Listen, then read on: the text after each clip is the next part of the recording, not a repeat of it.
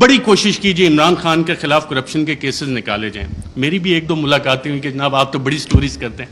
میں نے کہا یار ایک شخص, اور یہ عمران خان صاحب بیٹھے ہیں, شاید آپ میں سے بہت سے لوگوں کو نہ پتا ہو, پی ایم آفس میں ہمارے بھی ذرائع ہوتے ہیں, اکثر پوری کابینہ پریشان ہوتی تھی کہ جناب بات ہم نے کی ہے, کہاں سے پتہ لگ گئی.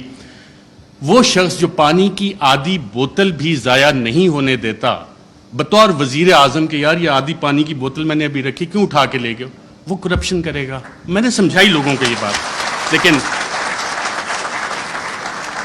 پلے بک کیونکہ وہی پرانی تھی, کیا کرپشن کے کیسز نکالو, ڈسکریڈٹ کرنا ہے, کرپشن تھوپنی ہے. مسٹر اے بی سی کا فلانا دوست ہے, اس سے نکال کے لاؤ. کچھ نہیں, آج 2.25 مہینے ہو گئے, کوئی کرپشن نہ نکلے گا. عمران خان کا کرپشن کا کیس نہیں نکل سکتا, نہ نکلے گا. میں نے بتائی کہ نہیں آپ کچھ کوشش, میں نے کہا میں یہ کوشش نہیں کر سکتا کیونکہ مجھے یہ پتا ہے کہ عمران خان کی کرپشن نہیں نکلنی.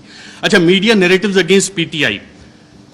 فرینچ ریولوشن جب آیا تھا تو اس وقت ایک تھاٹ تھا کنگ لوئی کا, میں ریاست ہوں, میں بادشاہ ہوں, میں قانون ہوں. اور یہی چیز ہم نے دیکھی کہ جب میڈیا نیریٹوز پی ٹی آئی کے خلاف بن رہے تھے, ابھی حال ہی میں آپ اگر آئی ایم دا کنگ کا دیکھ لیں, the king can do no wrong. King ہمیشہ, جو بادشاہ ہے وہ ہمیشہ اچھی چیزیں ہی کرتا ہے. فیٹو پہ پوری حکومت نے کام کیا, حماد اظہر بھی ادھر ہیں, لیکن پی ٹی آئی نے کام نہیں کیا, بادشاہ نے سب سے اچھا کام کیا. آئی ایم دا لا, قانون میں ہی ہوں. پولیٹیکلی آئسولیٹ کرو پی ٹی آئی کو. آج پی ٹی آئی واقعی پولیٹیکلی آئسولیٹڈ ہے. کون سی سیاسی جماعت ہے جو پی ٹی آئی کے ساتھ اتحاد میں کھڑی ہے؟ سب ایک طرف ہو گئے, لیکن ایک سٹرینتھ گین ہوئی اس میں. پاکستان کی عوام بغیر کسی کال کے نکل آئے, اور شاید جو وزیر اعظم عمران خان کا آخری دن تھا وزیر اعظم ہاؤس میں, اس وقت جو لوگ نکلے اور جنہوں نے رپورٹ کیا, آئی تھنک عمران ریاض تھے, باقی ہم لوگ بھی تھے, ان سب نے ایک بات نوٹ کی. آپ نے خود بھی اپنا دفتر چھوڑنا ہونا, کافی ٹائم لگتا ہے, کہ ایک شخص فوراً اٹھ کے چلا گیا اور کہا, جب سوال جواب ہوئے, کوئی رہ تو نہیں گیا, اکیلا کر دیا ہے, اب اس کے ساتھ کس نے کھڑا ہونا ہے؟ پاکستان کی عوام کھڑی ہوئی. یہ وہ ڈفرینٹ فیکٹر تھا, چینج تھی, جس کو کسی بھی سازشی نے کیٹر نہیں کیا ہوا تھا. یہ وہ ویریبل تھا, عوام کا ویریبل تھا, جس کی وجہ سے یہ چیزیں. میں کوئکلی تھوڑا سا 2 منٹ اگر آپ کی اجازت ہو تو سائفر کے اوپر بھی بات کرنا چاہوں گا. سائفر پہ بھی میڈیا نیریٹوز بڑے بڑے مزے کے بنے, اس پہ اور ڈیبیٹ بھی ہو سکتی تھی, کافی مزے کی چیزیں تھیں. پہلا کیا بنا جی, پہلی میڈیا نے رپورٹ کرنا شروع کیا اور باقاعدہ یہ بتایا گیا کہ جی سائفر تو ایگزسٹ ہی نہیں کرتا, سائفر نام کی تو کوئی بلا ہی نہیں ہے. پھر دوسری چیزیں, میڈیا کی یہ سٹوریز آئیں اور ریکارڈ کے اوپر موجود ہیں, پرنٹ کیے ہیں, ٹی وی پروگرامز ہیں, کہ سائفر تو یہ ایزمپشنز پہ بیسڈ ہے. وہ ایزمپشنز ہیں ہمارے ایمبیسڈر کی یا کس کی. پھر یہ بھی کہانیاں میڈیا میں آئیں کہ جی یہ تو فارن آفس میں خود ہی پی ٹی آئی والوں نے بیٹھ کے بنا لیا ہے, یہ تو شاہ محمود قریشی نے خود ہی بیٹھ کے بنا لیا ہے. پھر جب وہ بھی ساری چیزیں, کیونکہ سائفر ایگزسٹ کرتا تھا, سائفر موجود تھا, پھر کہا گیا جی کانسپریسی کا ایویڈنس کوئی نہیں ہے. اچھا, پھر عمران خان بطور وزیر اعظم, میرا خیال وہ کرکٹ کھیل رہے تھے, اور جب انہوں نے کہا تھا کہ مینٹلی میں اسٹرانگ ہوں, تو بہت سے لوگوں نے انڈر ایسٹیمیٹ کیا. انہوں نے کابینہ کی بھی کمیٹی بلائی, کابینہ کی اسپیشل کمیٹی غالباً 30 مارچ کو ہوئی. 30 مارچ کو میں نے سابق وفاقی وزراء سے پوچھا, وہاں کانسپریسی کی بات بھی ہوئی, کانسپریسی کا ذکر بھی اس میں ہوا, اور پھر 31 کو نیشنل سیکیورٹی کمیٹی بھی انہوں نے بلا لی, اور اس کا بھی مور اس پہ لگ گئی کہ بلیٹنٹ انٹرفیرنس.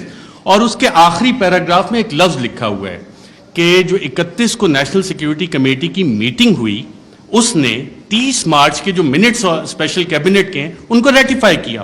اب 30 مارچ کو آپ سب وفاقی وزراء جو اس میں بیٹھے تھے, اس وقت کے وزیر اعظم اس میں بیٹھے تھے, ان سب نے کانسپریسی اور سازش کا لفظ اس میٹنگ میں ذکر کیا. یہ میرے ذرائع نے مجھے بتایا ہے, آپ سبھی یہاں پہ بیٹھے ہیں, اگر کسی نے کانٹراڈکٹ کرنا ہے تو سابق وزیر اعظم خود بیٹھے ہیں, وہ کر سکتے ہیں کہ 30 مارچ کو جو اسپیشل کیبنٹ میٹنگ تھی اس میں سازش کا ذکر ہے. بالکل سازش کا, میں ایز اے جرنلسٹ کلیم کر رہا ہوں.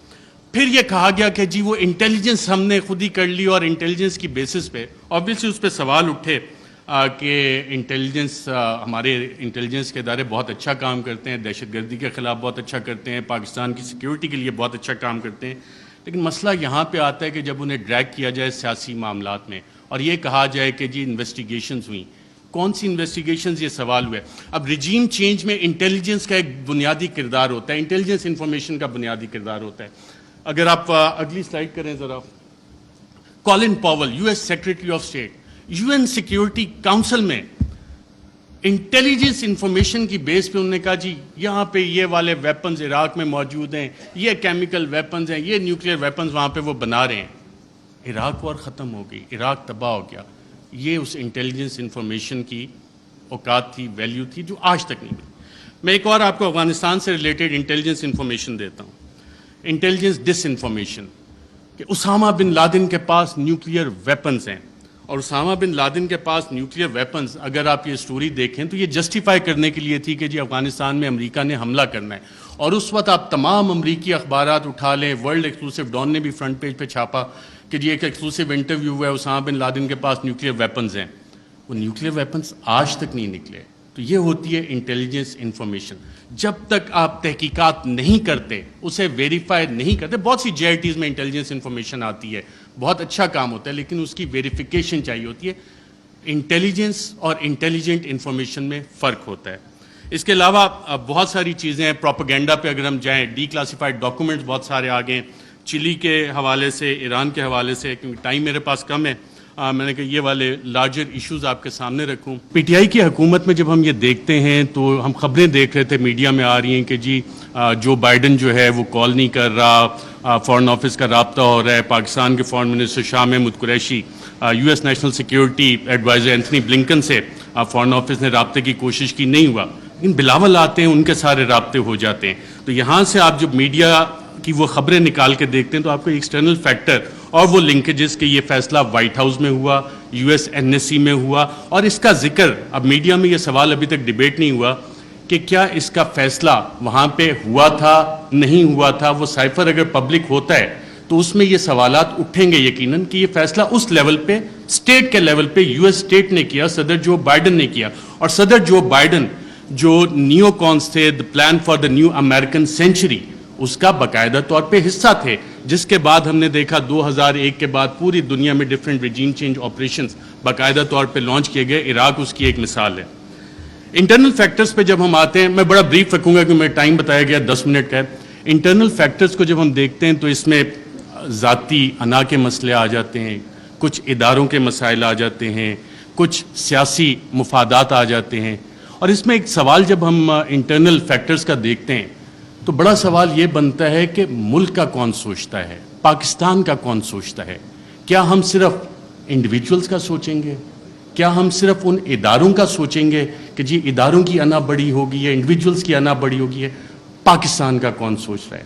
کیا وزیر اعظم عمران خان اس وقت پاکستان کا سوچ رہا تھا یا انڈیویجولز کے بینیفٹس دیکھ رہا تھا؟ اور کیا یہ جو ریجیم چینج کانسپیریسی ہے, اس میں جو میڈیا نیریٹیوز بنے وہ کس طرح کے بنے؟ اس میں انڈیویجولز اور انسٹیٹیوشن نے ڈومینیٹ کیا یا پاکستان کا سوال کسی نے اٹھایا اس حوالے سے؟ میڈیا نیریٹیوز اس حوالے سے سائلنٹ ہیں, اس میں آپ کو انسٹیٹیوشنل اور انڈیویجول ڈومیننس نظر آتی ہے. اچھا, کوورٹ ایکشن بھی اس میں باقاعدہ طور پہ پلان ہوا. میڈیا میں being fly on the wall and being an active participant, ایک ایکٹیو جرنلسٹ ہوتے ہوئے آپ کو بہت کچھ پتہ لگتا ہے کہ جی میڈیا نیریٹیو بننا کیسے.